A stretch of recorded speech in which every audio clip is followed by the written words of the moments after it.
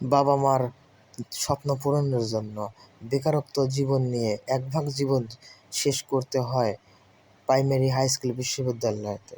আর চাকরি পূরণের জন্য এক ভাগ জীবন শেষ করতে হয় চাকরির বিভিন্ন শিক্ষা প্রতিষ্ঠানগুলোতে।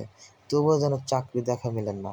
এত স্বপ্ন, এত আশা নিয়ে, বুক ভরা ভালোবাসা নিয়ে যখন মানুষ অ্যাপ্লাই করে চাকরির জন্য কোথাও আসে বা চাকরির জন্য সেই ভাইভা পরীক্ষা দেয়, অবশেষে তার রেজাল্টের অপেক্ষা করে, তবুও যেন মেলে না তার কোনো স্বপ্ন পূরণের চাকরির ভালো একটা রেজাল্ট বা কোনো প্রতিষ্ঠান থেকে ডাকা।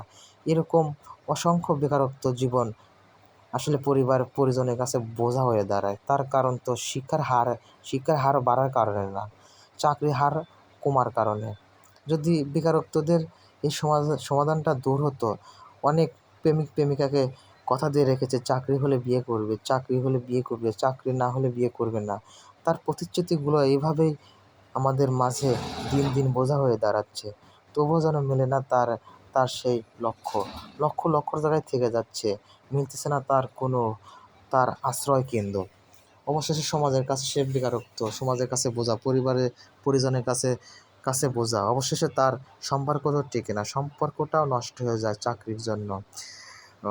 যদি চাকরির জন্য অ্যাপ্লাই করে, সেখানে হাজার হাজার লোক সেখানে অ্যাপ্লাই করে, কতজন বাই টেকে?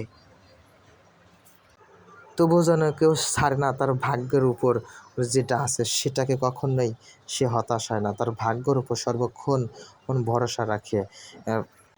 অন্যদিকে যাদেরকে কথা দিয়েছে চাকরি হলে সেটা করবে, চাকরি হলে এটা করে দিবে, সেদিকেও সে লক্ষ্য রাখে, তবুও মেলে না তার কোনো চাকরি। জীবন যেন এক অতিষ্ঠ হয়ে কারোর কাছে কারো যেন বোঝার মতো হয়ে দাঁড়ায়। বাবা মার পকেটের টাকা দিনে দিনে ঠিকই ফুরায়, অথচ মেলে না তার কোনো চাকরির সন্ধান।